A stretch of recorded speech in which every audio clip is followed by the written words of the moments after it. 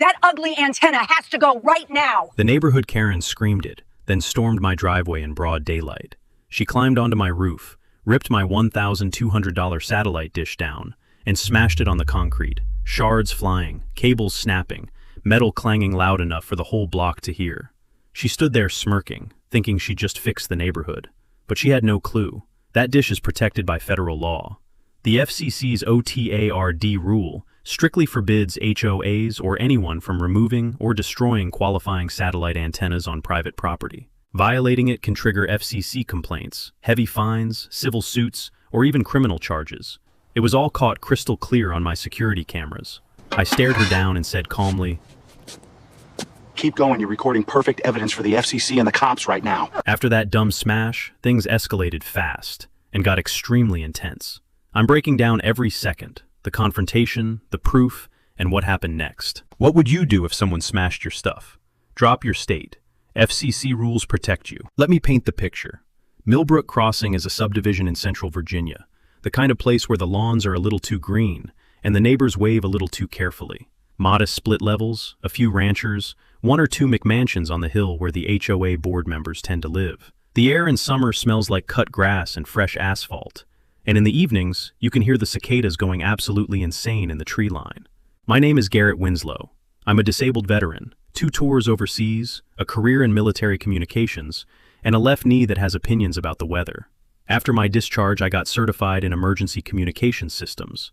I became a licensed amateur radio operator, call sign KD4WRX, and a certified AUXCOM volunteer for our county emergency management office. That means when the grid goes down, when the cell towers fall over, when the 911 center loses power, guys like me are part of the backup. We relay emergency traffic. We track storm systems. We are quiet, unglamorous, and absolutely essential. My setup was not ugly. I want to be clear about that, because the HOA is going to claim otherwise. I had a small satellite dish, a direct TV unit I'd modified to also serve as a VHF/UHF relay antenna for emergency operations, mounted on a rear-facing bracket on my garage roof. You could not see it from the street. You had to walk into my backyard, past the fence I had put up legally, to even know it existed. Beverly Hartstone had been the HOA president for 6 years. She was in her early 60s, always in a pressed linen blazer, hair dyed the color of a creamsicle, and she had the specific energy of someone who had discovered late in life that power, even the smallest, most meaningless power, felt better than anything else she'd ever tried. She was also a licensed real estate agent, which she mentioned roughly every 45 seconds. The first time she crossed me was 2 years before the dish incident.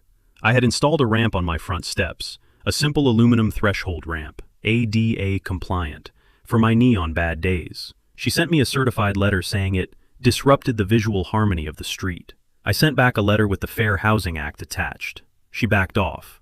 But she didn't forget. Over the next 18 months, I received 11 violation notices. The garden edging was the wrong color. My flagpole was 3 inches too tall. I had a pickup truck parked in my own driveway, and she claimed it was a commercial vehicle because it had a toolbox mounted in the bed.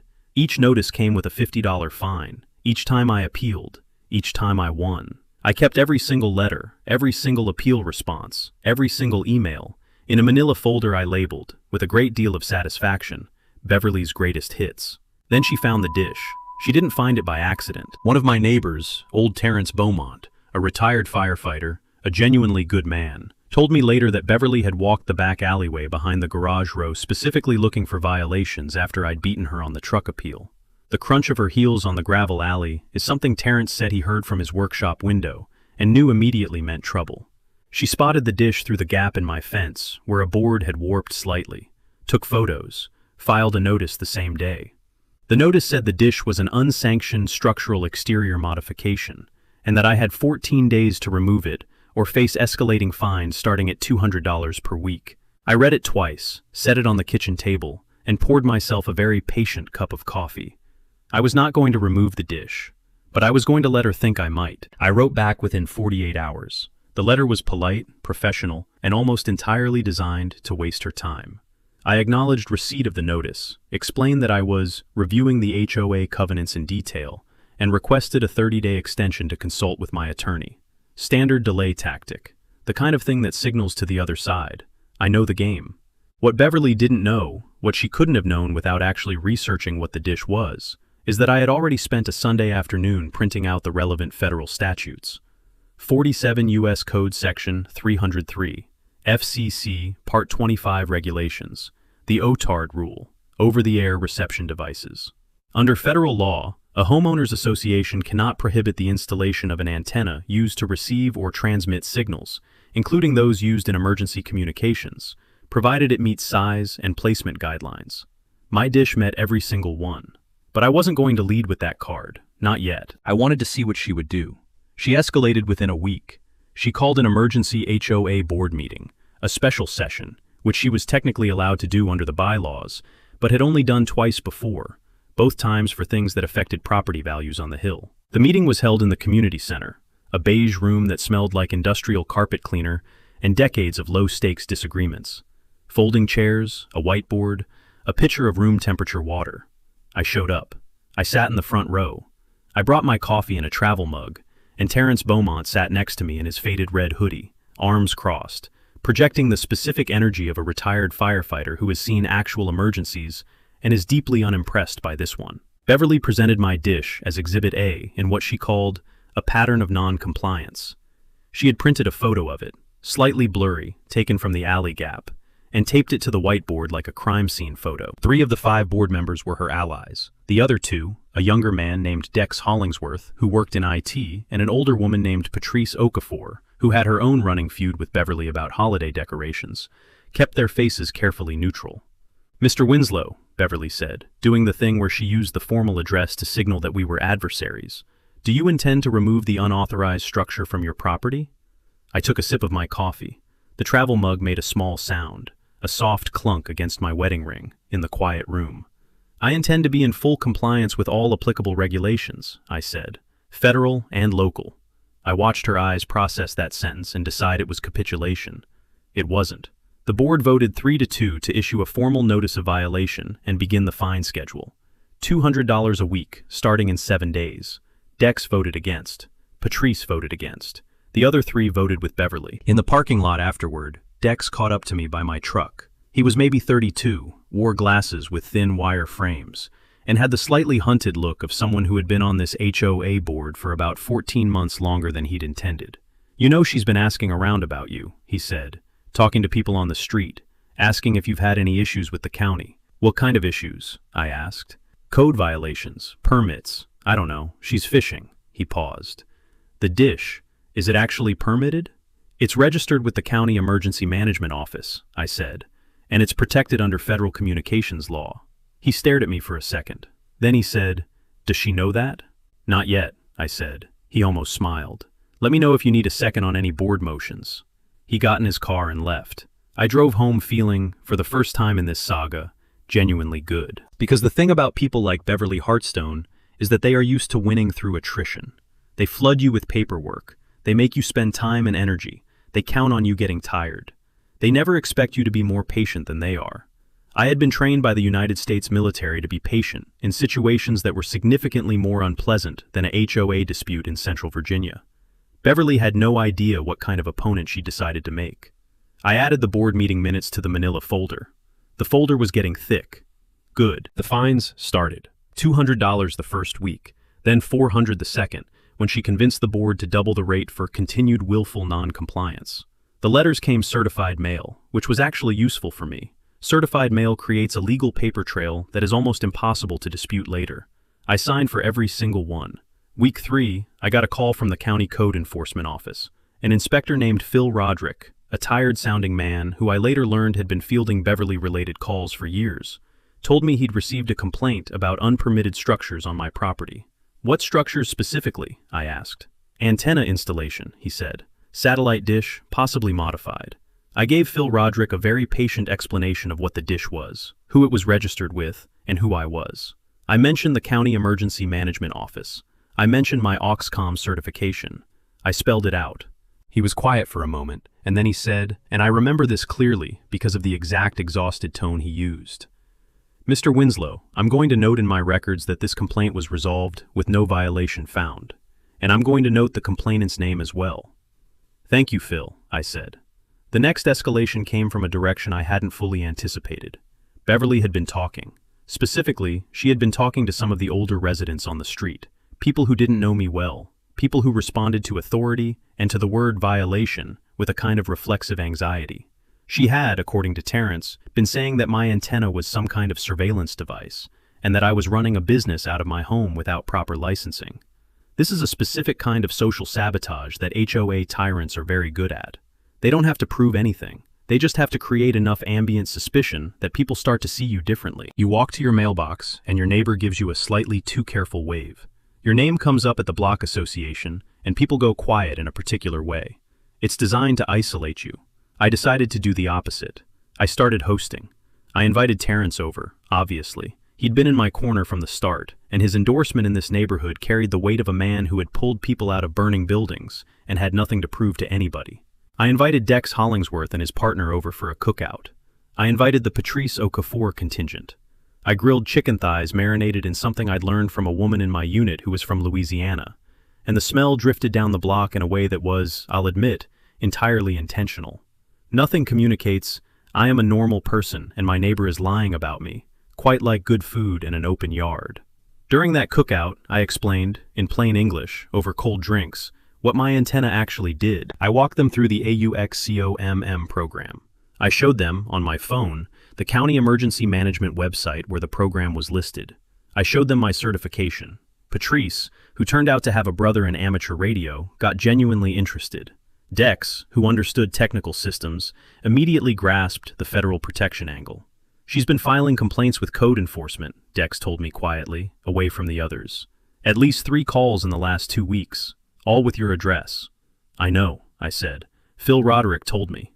Phil's going to get tired of it eventually, Dex said.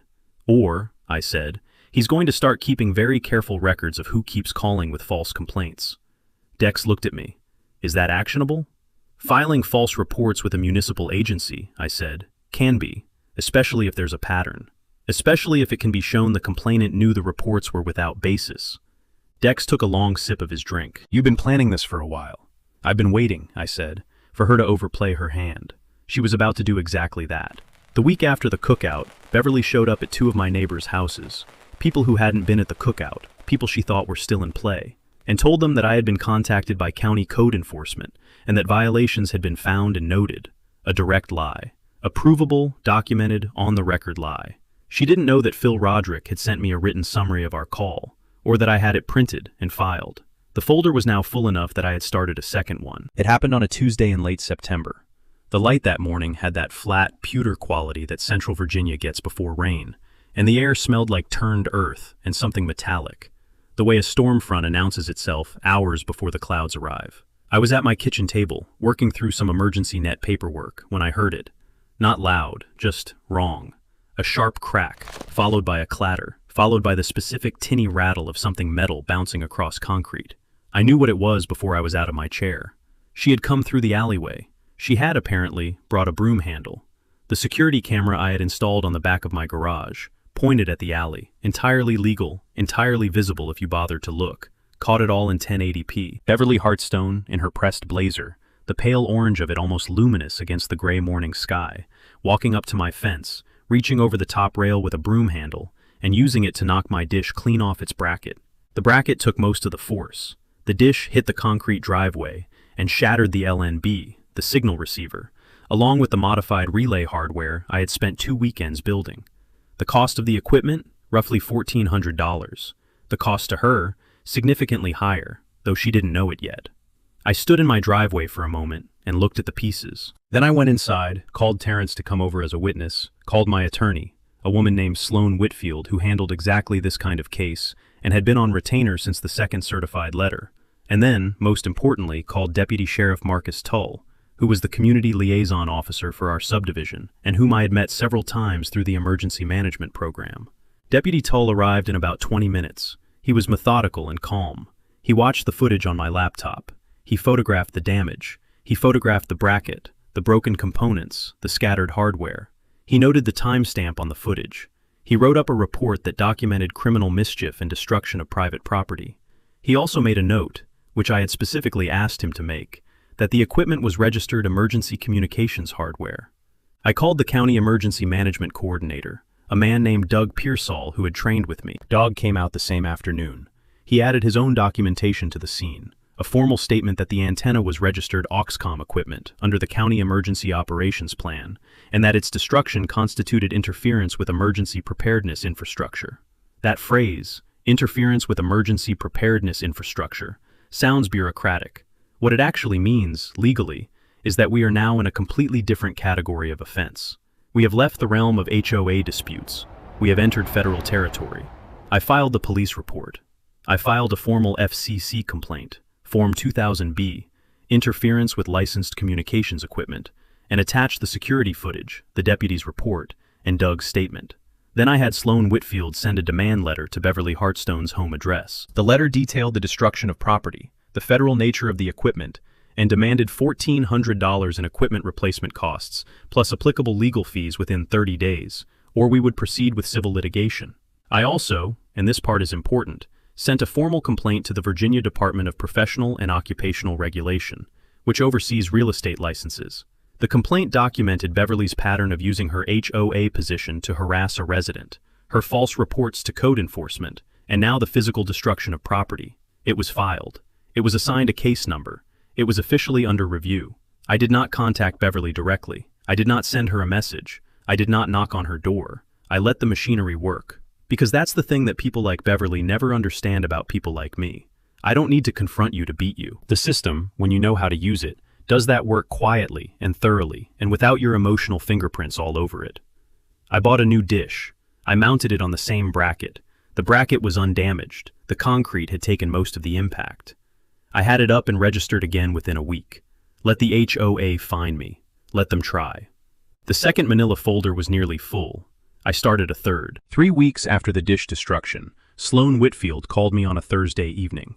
She had been doing some background research on the HOA, standard practice when you're building a civil case, and she had found something. "You have the covenants document from when you bought your house?" she asked. "Yes," I said. "Pull section 7.4, the maintenance reserve clause." I pulled it up. Section 7.4 established that the HOA was required to maintain a capital reserve fund, a savings account, essentially, set aside for major repairs like repaving the community lot, replacing the fence along the main entrance, and maintaining the community center roof.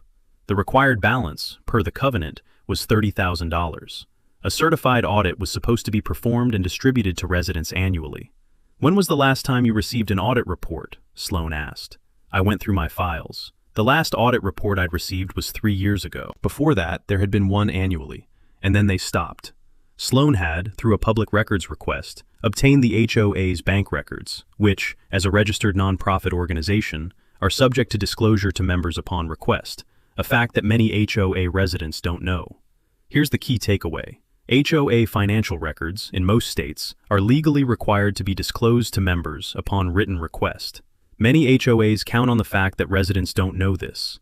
The reserve fund, which should have held $30,000, held $6,400. The difference, nearly $24,000, had been dispersed over the previous 3 years through a series of administrative expense and professional services payments. Several of those payments went to an LLC that Sloan had traced, through a Virginia State Corporation Commission record search, to Beverly Hartstone's home address. Beverly had been paying herself from the HOA reserve fund. Not a dramatic amount, not enough that any single payment looked alarming, but steady, consistent. $24,000 over 3 years, laundered through a shell company she'd registered with her husband's middle name and their old street address. I sat with that information for about 2 minutes. "This isn't just a HOA dispute anymore," I said.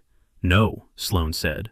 "This is potentially embezzlement, breach of fiduciary duty, possibly wire fraud if any of the transactions cross state lines through electronic payment systems, which I believe at least some of them did." I thought about the 11 violation notices, about the ADA ramp and the flagpole and the truck, about the $24,000 in fine revenue the HOA had collected from residents over those same 3 years, all the $50 notices, the $200 escalating fines, and where that money had gone. I thought about Terrence Beaumont, paying fines for a broken section of gutter that Beverly had cited under a provision nobody had ever previously enforced. I thought about the Nguyen family 2 blocks over, who had paid a combined $400 in fines for a basketball hoop and left the neighborhood entirely, convinced the HOA was just how things worked here. It was not how things worked. It was how Beverly worked. "What do we do with this?" I asked. "We do not file anything yet," Sloan said. "We wait. We let her keep pushing. We let her dig the hole deeper. And then, when the moment is right and the audience is as large as possible, we hand her the shovel one more time." I almost laughed. "You've done this before." "Twice," she said. "Both times it was deeply satisfying." The next 6 weeks were the most productive weeks I'd spent since my final deployment. I worked methodically. I am, by training and by temperament, a systems person. I like checklists. I like contingencies. I like knowing that when the moment comes, every wire is correctly routed and every connection is solid. The first order of business was the physical documentation. I installed 2 additional security cameras, one covering the side gate, one providing wide-angle coverage of the rear driveway. And I upgraded the storage system to a cloud-connected recorder that backed up off-site automatically. If Beverly came back, I would have it from 3 angles. The cameras were visible. I wanted them to be visible. A visible camera is a deterrent, yes, but it also communicates something specific. I am no longer surprised by anything you do. The second order of business was the neighborhood. Terrence had become my informal liaison to the older residents on the street, the ones Beverly had been cultivating. He did it the way he did everything, quietly, directly, without drama. He told people what the dish was. He told people about the fine revenue and the missing reserve fund, in terms simple enough that nobody could misunderstand. He didn't tell them what we were planning. He just made sure that when the time came, nobody in that neighborhood was going to be surprised or confused about whose side they were on. The third order of business was Dex Hollingsworth. Dex, it turned out, had been documenting his own concerns about the HOA finances for nearly a year. He'd noticed irregularities in the meeting minutes, but hadn't known how to proceed. When I shared what Sloan had found, he was quiet for a long time. Then he said he was willing to bring a formal motion to the board to request an independent audit. Under the covenants, a board member could request such an audit, and Beverly could not simply refuse. If she refused, that refusal was itself grounds for member action. So Dex filed the motion. In writing, certified mail. The legal beauty of certified mail never gets old. Beverly refused. In writing. She cited administrative burden and claimed a recent internal audit had found the accounts in order. She did not produce the audit. She could not produce it because it did not exist.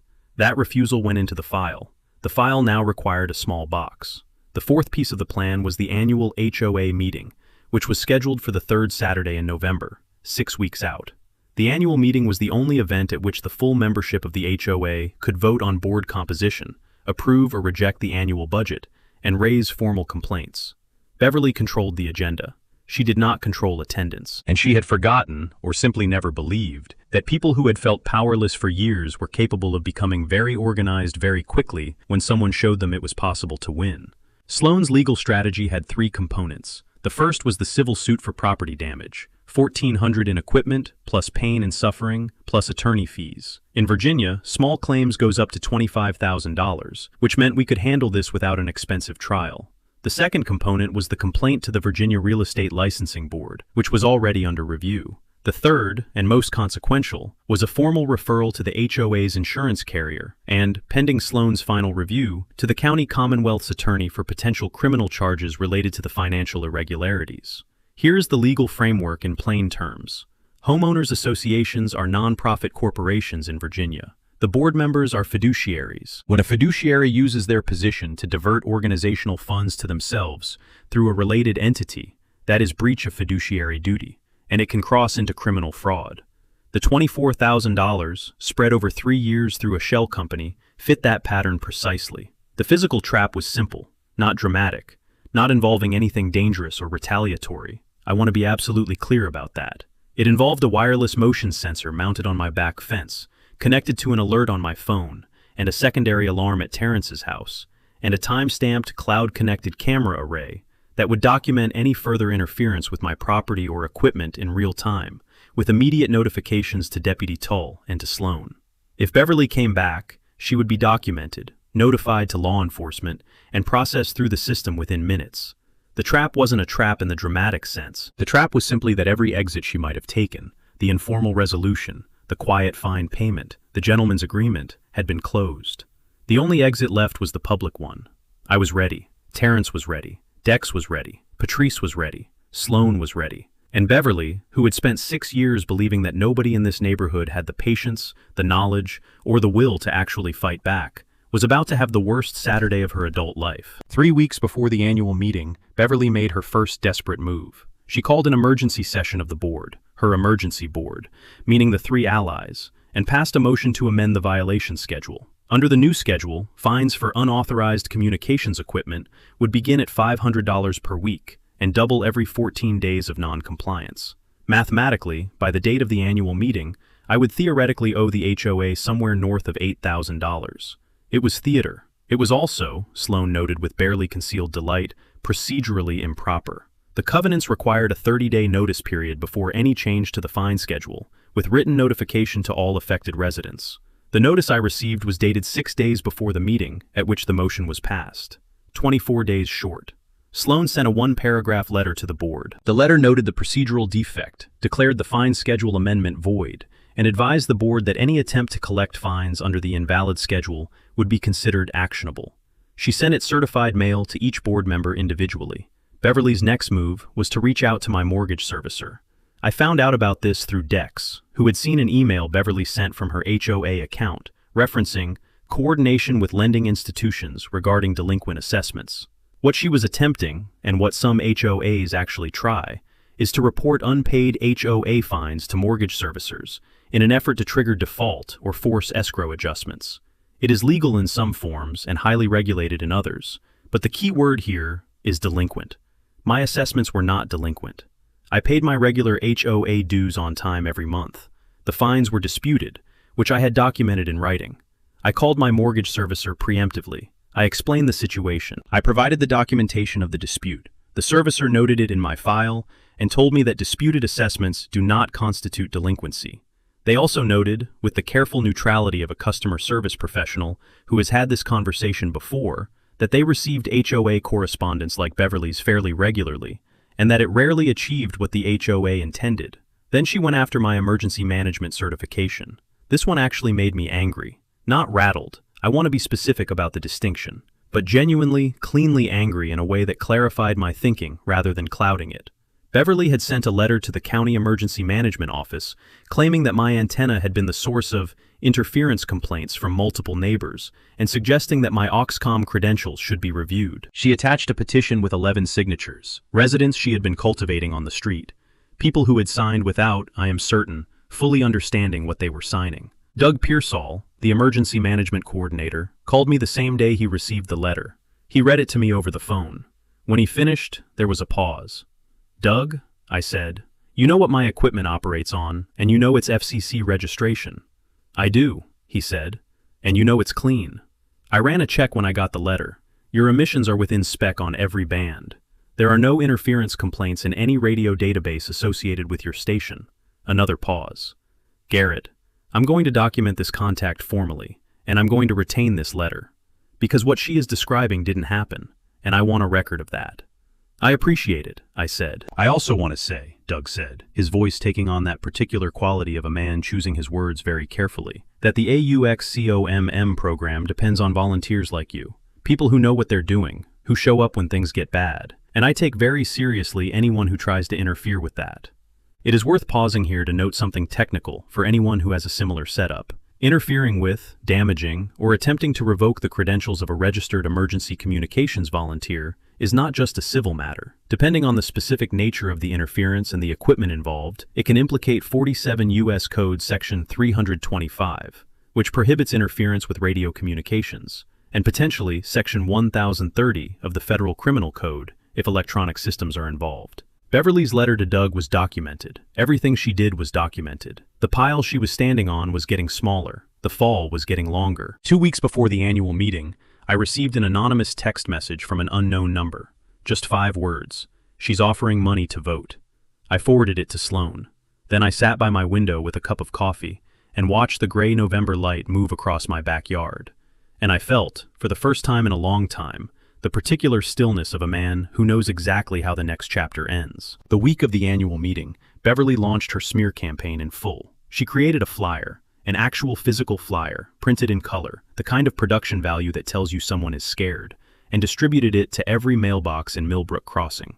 The flyer described me as a repeat violator, with outstanding fines in excess of $8,000, who was using HOA procedures to avoid accountability. It included a cropped version of the alley photo of my dish, zoomed in to look as ominous as possible, and it ended with a call to attend the annual meeting and vote for continued community standards. 3 things wrong with that flyer. 1. The $8,000 figure referenced the fines under the improperly passed amended schedule, which Sloan had already declared void. 2. The phrase outstanding fines implied an adjudicated debt, which does not exist until a court confirms it. 3. Distributing false claims about a specific individual in printed materials distributed to a community is, in Virginia, potentially defamatory. Sloan added it to the file. The box had become a crate. I did not respond to the flyer publicly. I did not write a counter flyer. I did not post on the neighborhood Facebook group, where a heated thread had developed about the situation. I let my neighbors, Terrence, Dex, Patrice, the couple down the street who'd been fined for their mailbox color, speak for me. They did. They were more effective than I would have been, because they were angry in the way that people who have been genuinely wronged are angry, which is a different and more persuasive thing than the anger of a party to a dispute. Meanwhile, I was doing 3 things. First, I had requested, in writing, per Virginia HOA law, the complete financial records of the association for the previous 3 years. This request, under Virginia Code Section 55, 1 to 1815, must be complied with within 10 business days. Beverly had not complied. She had sent back a letter claiming the records were currently under preparation for the annual audit. Day 11, Day 12, Day 13 of noncompliance. Each day of noncompliance is itself a violation of law, and each day was documented. Second, I had connected with 4 other residents who had received what they now believed were improper fines over the previous 3 years, and who were willing to testify to that at the meeting. Terrence, the Beauchamp family, who'd paid for the gutter, a woman named Sandra Pruitt, who'd been fined for a wind chime, I am not making that up, and a retired schoolteacher named Calvin Dorset, who'd been paying a monthly administrative surcharge that appeared nowhere in the covenant documents. Third, I had reached out to the local newspaper, a small regional paper, the kind that still has a community beat reporter. The reporter, a young woman named Lila Strand, had already been tracking HOA disputes in the county. It was apparently more common than any of us knew, and when I gave her a summary of what I had, including the financial records and the federal equipment angle, she asked if she could attend the annual meeting. I told her the meeting was open to HOA members and their guests. I told her I would see her there. The night before the meeting, my phone buzzed at 11:42 p.m. The motion sensor on my back fence had triggered. I pulled up the camera feed on my phone and watched. Someone had come down the alley and stood at my fence for approximately 90 seconds.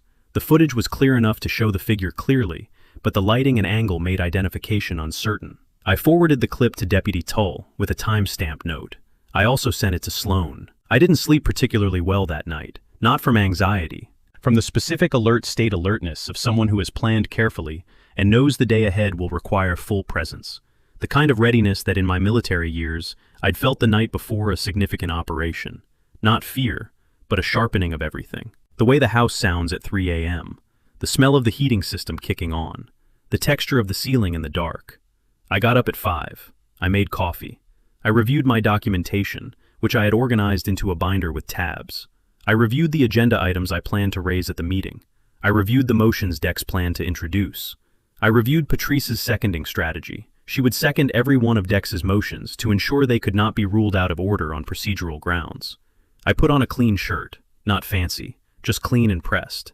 The way you dress when you want to communicate that you take something seriously without needing to perform it. I drove to the community center. The parking lot was more full than I had ever seen it for an annual meeting. I counted at least 60 cars. The usual attendance was maybe 25 people. Beverly had miscalculated the effect of her flyer. She'd sent it to everyone, which meant she'd reminded everyone that the meeting was happening, and people who had quietly resented her for years had decided this was the year they were going to show up. Lila Strand was standing by the door with a notepad. She nodded at me. I nodded back and went inside. The community center had never been that loud before a meeting had even started. 63 people, by the count on the sign-in sheet, packed into a room designed for 40. The folding chairs were gone. People were standing 3 deep along the walls. The smell of coffee from the percolator in the corner mixed with the slightly damp November air that everyone had tracked in on their coats. The overhead fluorescent lights buzzed at a frequency you felt more than heard. Beverly arrived 8 minutes late, which I had not expected. She was with her 2 allied board members, Harold Finch, who ran the neighborhood watch and had the nervous, placating energy of a man who had agreed to too many things, and a younger woman named Constance Drury, who I suspected had recently realized she was in over her head. Beverly looked at the room, and something crossed her face that she immediately tried to cover with her customary presidential composure. She didn't quite succeed. She sat at the table at the front. Dex and Patrice sat at the far end of the table. I sat in the front row. Terrence sat next to me. In the second row, I could see Calvin Dorset with a folder on his lap. Behind him, Sandra Pruitt. Behind her, the Beauchamp family. Lila Strand stood against the wall with her notepad. Beverly called the meeting to order. She ran through the procedural opening. Quorum established, agenda adopted. And then she made her first mistake of the evening. She tried to jump immediately to her prepared agenda items, skipping the member comment period that was supposed to open the meeting. Patrice Okafor said, clearly and without raising her voice, "Point of order. Member comment period precedes action items under Section 4.2 of the bylaws." Beverly said the member comment period had been moved to end of meeting to facilitate efficiency. Was that change noticed to members in writing, 30 days in advance? Patrice asked. It had not been. Then we proceed with comments, Patrice said. Harold Finch looked at Beverly. Beverly looked at the room. The room looked back at her. She nodded. I did not speak first. I let Calvin Dorset open. He was 71 years old, a retired middle school principal, and he spoke with the patient clarity of a man who had spent decades explaining things to people who didn't want to listen. He described the administrative surcharge. He showed his bank statements. He asked, simply and directly, to see the covenant provision that authorized it.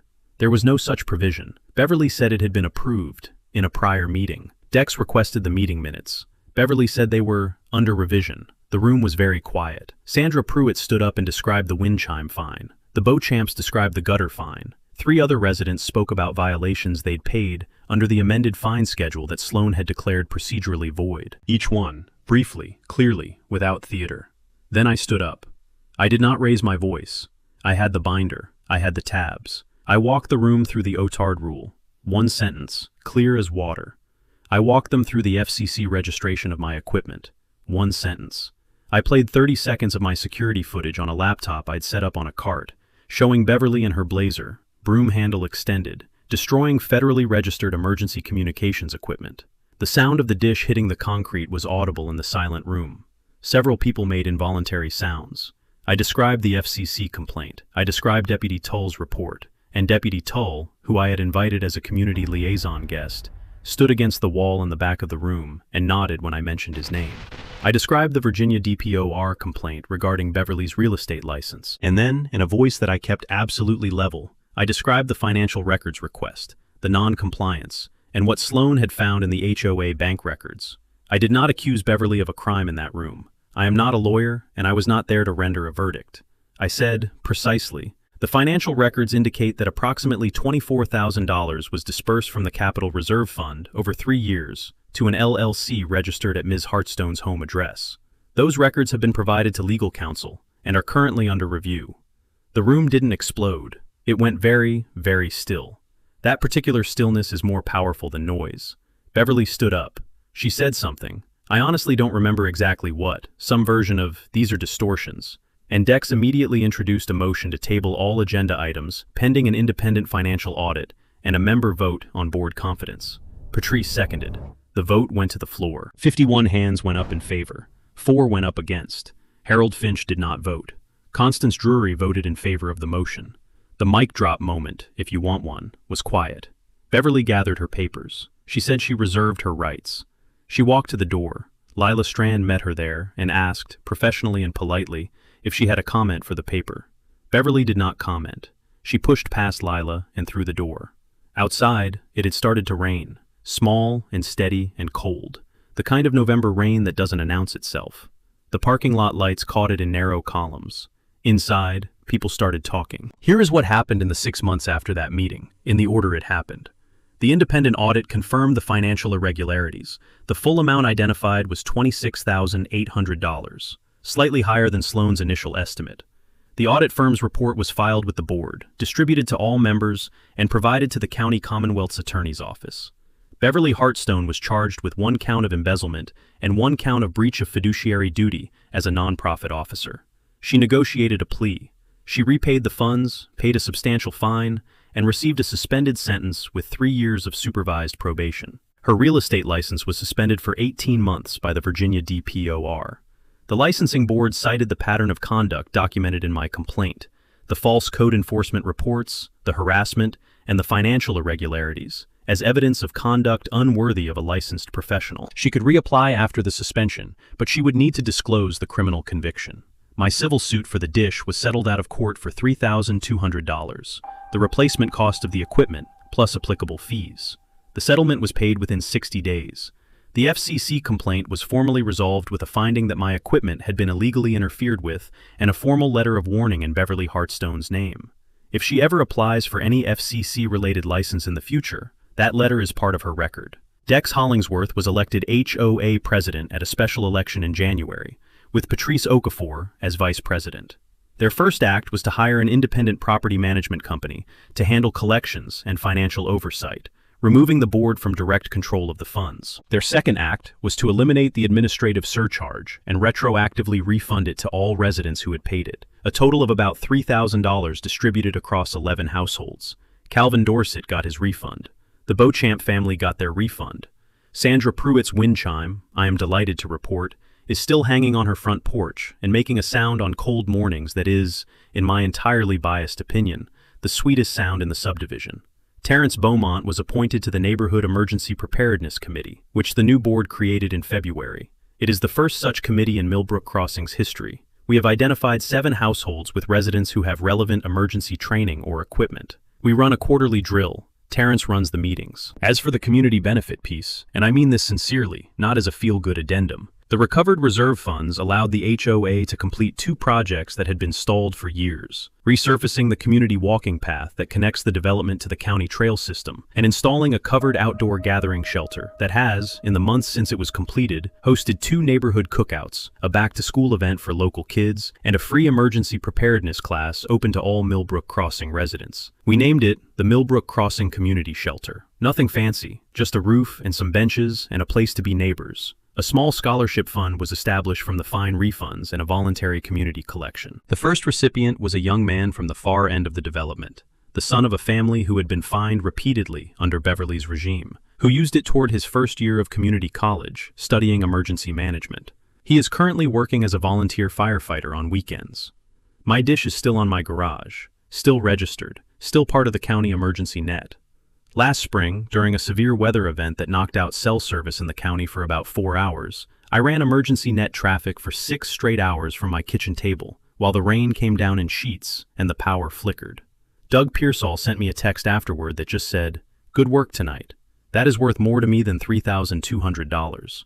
Although I am very glad I got both." Beverly Hartstone walked into the community center thinking she still had control. She walked out with nothing. Receipt gone, real estate license suspended, $24,000 she's been quietly scheming for 3 years, paid back, every cent by court order. And Garrett, he went home, mounted a new dish on the same back bracket, and ran emergency net traffic 3 months later when a storm knocked out cell service across the entire county for 6 hours straight. Dr. Ford sent him one text afterward, "Good work tonight." That's the whole story right there. A woman with broomstick and 6 years of unchecked power, a man with a camera, a magnolia folder, and enough patience to let her destroy herself. Here's what I want you to take from this. Garrett didn't win by fighting louder. He won by knowing things Beverly assumed he didn't know. The OTAP rule, the Fair Housing Act, the genius of HOA financial disclosure law, tools that exist especially to protect people like him, like you, from people like her. Most HOA buildings count on one thing, that you won't bother to look it up. So look it up. If you got your own Beverly, a fence violation, a flagpole, a wheelchair ramp, anything, drop it in the comments. That's what the most abused thing your HOA has ever come after you for. Share this video with someone who needs to hear it. And subscribe, because this is far from the last story like this one. Play stupid games with stupid prize. Beverly learned that the hard way.